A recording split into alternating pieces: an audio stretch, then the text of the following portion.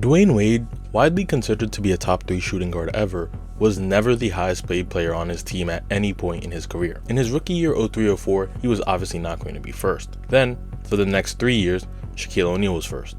Despite winning multiple championships, after that, coming off an all-star season, Shawn Marion joined the Heat in 07-08 and was first. Then, for the next 2 years, Jermaine O'Neal was first for some reason, until LeBron came in 2010-11, until he left in 2013-14, when Bosh would take over, until the 2018-19 season, when him and Dwayne Wade both retired.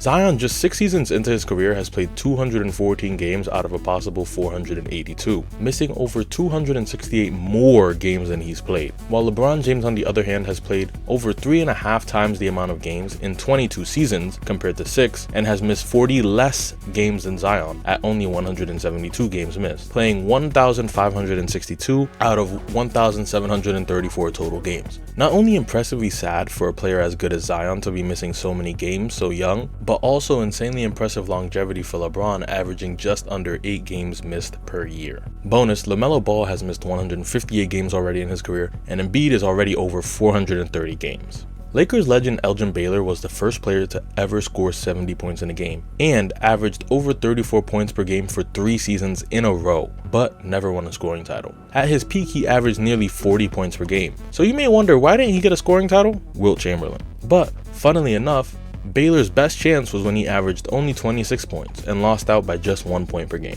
This past 2024-25 NBA season was tied with 2 other seasons for the least amount of free throw attempts per game ever. With how much foul merchants are talked about on NBA Twitter, you'd be surprised, but when you think about the 3-point heavy playstyle, I wouldn't be surprised if next season breaks the record for least free throw attempts overall. The Utah Jazz didn't have a player get a regular season triple-double for 1,256 games, starting after February 13, 2008, where Carlos Boozer somehow got 10 assists even though he's never averaged more than 3, to January 1st, 2024, where Jordan Clarkson got 11 assists even though he's never averaged more than 4. To put this in context, Marvel had 0 movies released during Boozer's triple-double and have released over 30 different movies in the 16 years in between these 2 triple-doubles. While not a regular season triple-double, Ricky Rubio did have a playoff triple-double for the Jazz in 2018 versus the Thunder. The Indiana Pacers are the only team to ever win by more points than their opponents scored. On February 27, 1998, they beat the Blazers 124-59, a win margin of 65 points. While other teams have lost by more points, they didn't get doubled in points like the Blazers did.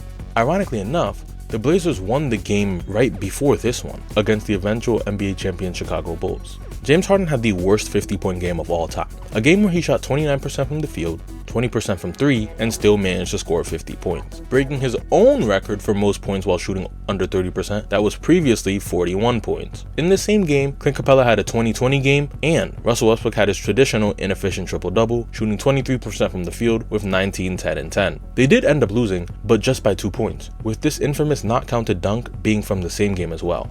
A 16-54 team has made the playoffs before. The 1952-53 Baltimore Bullets were one of 10 teams in the NBA at the time. With 5 teams in the East and 5 teams in the West, the top 4 teams in each conference made the playoffs. Due to the 12-57 Philadelphia Warriors existing, the Bullets were in the Eastern top 4, qualifying for the playoffs where they lost immediately to the Knicks in 2 games. With their 22% winning percentage, they are the worst team to ever qualify for a playoff in the 4 major American sports leagues, and will probably hold this title forever due to how many teams play now. In the last 3 seasons, 2022, 2023, and 2024, Cam Thomas has had more 40-point games than multiple NBA Hall of Famers, such as Chris Paul, Kawhi Leonard, Magic Johnson, Scottie Pippen, Tim Duncan, Kevin Garnett, and Bill Russell. Cam Thomas has had 9 40-point games, while Chris Paul has had 8, Kawhi has had 8, Magic has 6, Pippen has 5, Tim Duncan has 5, Garnett has 4, and Bill Russell somehow has 0.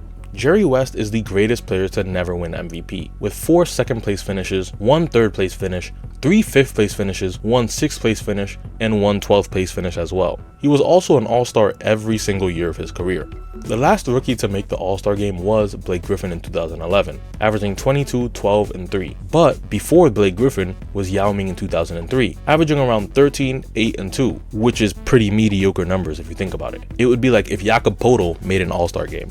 Yao Ming is one of 5 players to make the All-Star game every year of their career. The other players are Jerry West, Paul Arizin, Bob Pettit, and Julius Erving. Thank you for watching. Like, comment, subscribe. This is Gade Films, and stay fantastic.